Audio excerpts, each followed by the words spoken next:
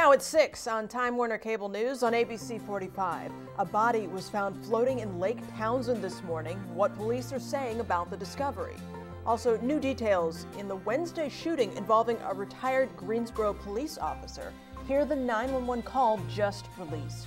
And the FBI joins the investigation into a Bladenborough's hanging death.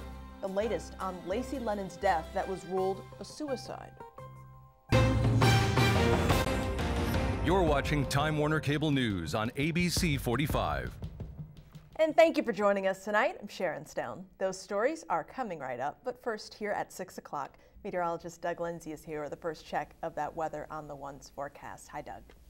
Hello, Sharon. Hello, everyone. Just a little bit. All right, see you in a few. Thank you, Doug. Greensboro police are working to identify a body found this morning in Lake Townsend. It was found in an area of the lake near Church Street and Plainfield Road.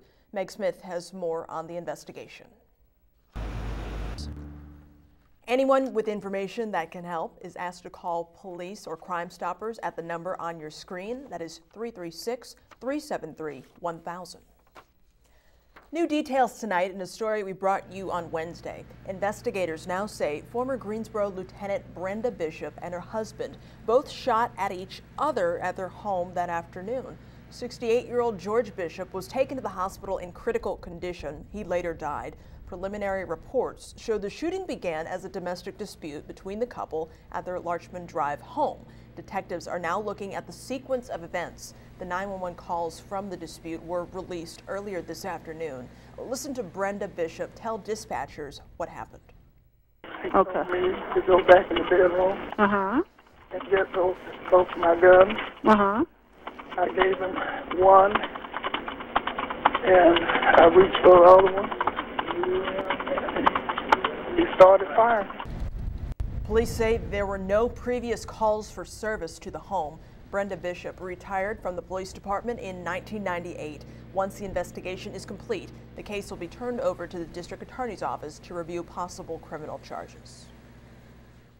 Guilford County commissioners want to talk about using body cameras with area law enforcement agencies. This stems from recent events where officers killed unarmed African-American men.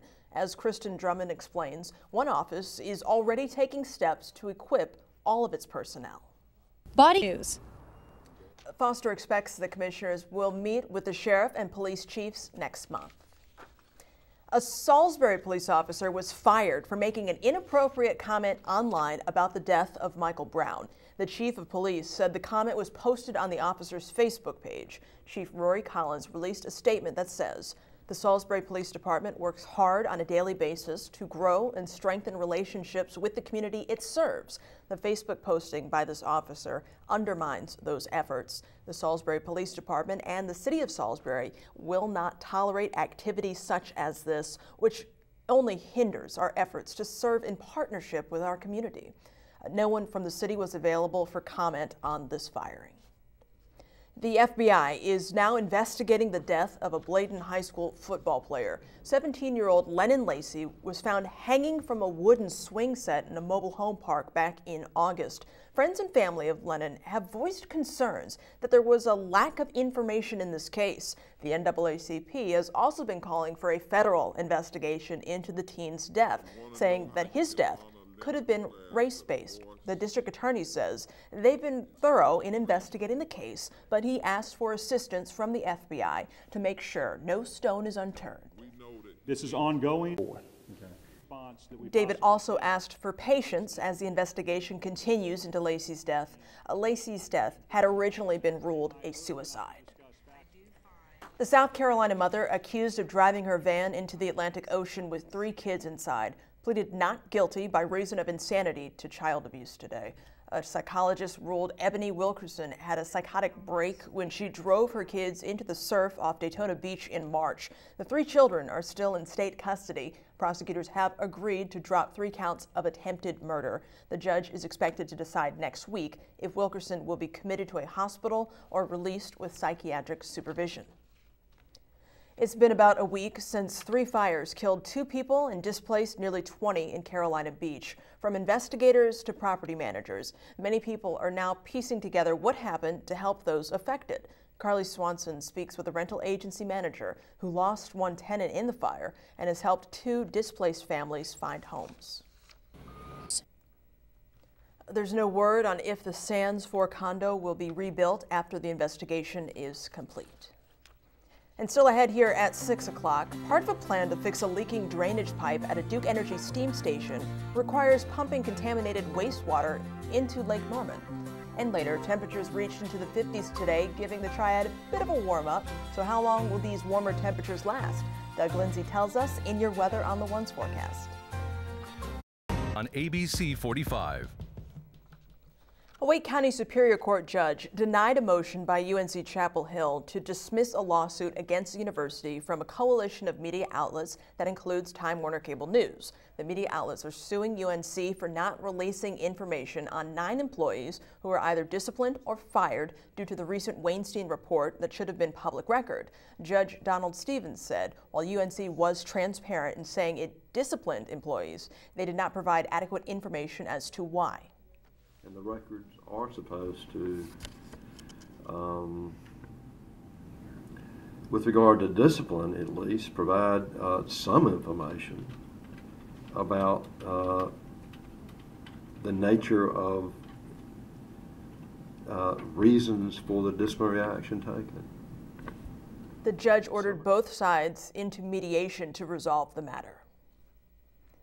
2 clothing manufacturers in the Triad are in a legal standoff. The Business Journal reports Hanes Brands is suing Gildan Activewear over a trademark issue. Winston-Salem-based Hanes Brands says Gildan's Temp FX brand is basically the same as Hanes Brands' X-Temp line, and Hanes Brands has a trademark on it.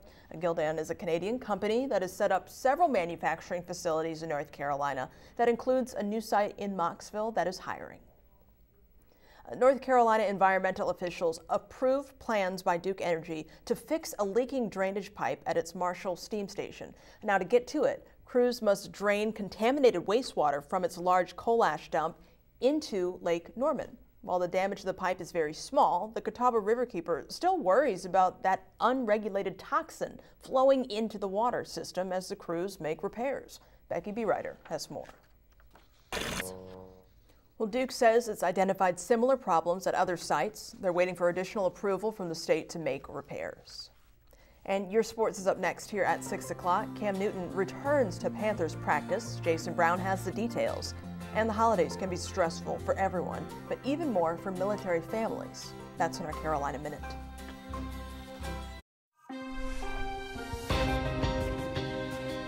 For rain arrives later Friday. That's your Weather on the Ones forecast. Back to you, Cheryn. All right, thank you, Doug. And now from our crews across the state, here's tonight's Carolina Minute. Sanford residents and the state NAACP are planning a march to the courthouse after a fatal officer-involved shooting. Travis Faison was shot and killed 2 days ago while Officer Brentley Brown was serving a warrant for attempted murder. Family members say they haven't received many details from authorities on the shooting. Authorities are warning people against a phone scam that's hitting hard this holiday season. They say scammers will pose as IRS agents, telling victims they owe the government money and must pay immediately. The holidays can bring a lot of stress, but imagine what military families are going through. Camp Lejeune will be deploying 2,400 Marines within the next few days. Therapists say spouses deal with anxiety from threat of injury or loss when their partners are deployed. Around the holidays, that stress can increase. They say family, friends, and community members can also step in to help ease the stress. These stories and more are available anytime on Time Warner Cable News. More people opened their wallets this year. Let's get the latest on the economy now from our team on Wall Street. Microsoft is fighting a search warrant from the federal government. They say they want customer emails stored in Ireland. Who in particular the government is looking for is not clear. The case is related to drug trafficking and money laundering. The case raises questions about what role jurisdiction and physical borders play when it comes to digital information. Prosecutors say it doesn't matter where the information is stored because the data is readily available. And tonight here at 11 o'clock, state animal shelters now have a deadline to comply with a policy to ban the use of gas chambers. So what happens at the shelters that don't meet the deadline? We'll have that at 11 o'clock.